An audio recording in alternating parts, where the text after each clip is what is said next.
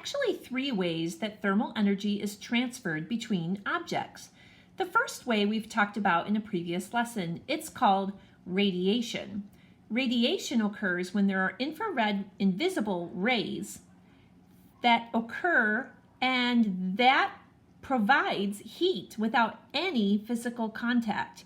So for example, right here you can see my bearded dragon, the professor, is actually absorbing direct infrared rays from this heat bulb that is directly above him.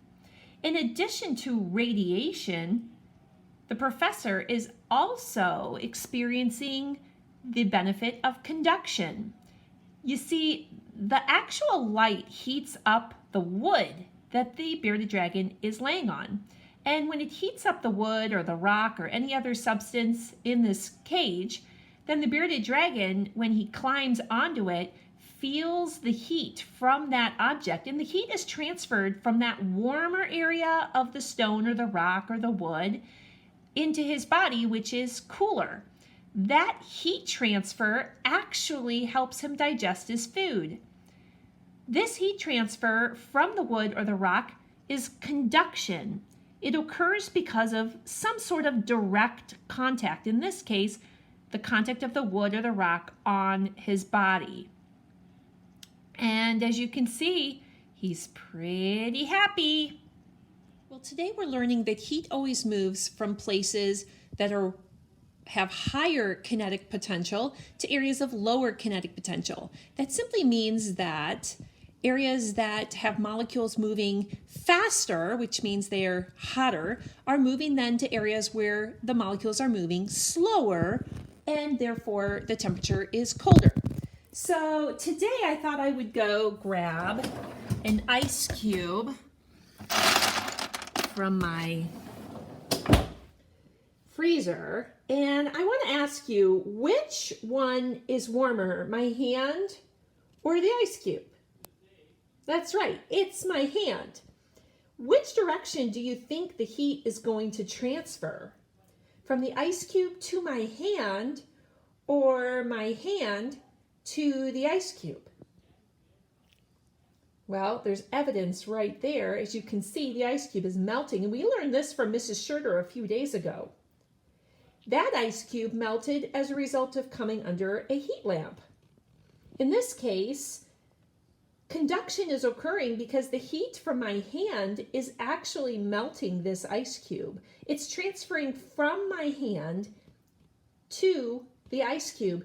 This process of conduction will continue, of heat moving from a place where the molecules are moving more quickly, where its temperature is higher, to where the molecules are moving slower or where it is colder, until it reaches what's called equilibrium.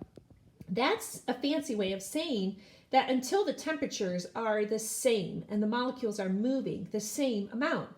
Well, that will only happen when this ice cube is completely melted. When my ham cooked today for Easter dinner, it experienced all three types of heating.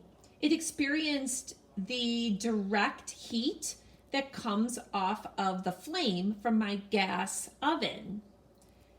Those direct infrared rays provided some heat, which actually helped to cook my ham. But also the pan got hot.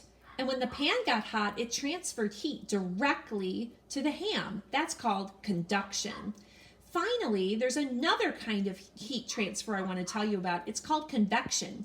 When air gets warm, it actually heats up, and that heating process causes the molecules to spread apart.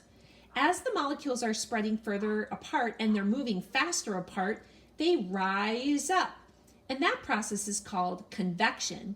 Some of you might actually even have a convection oven. I don't have a convection oven. I have a gas oven. But a convection oven has a fan that blows the hot air around in order to help the heating process occur more quickly. Let's look at what happens when we put a screwdriver in a blowtorch.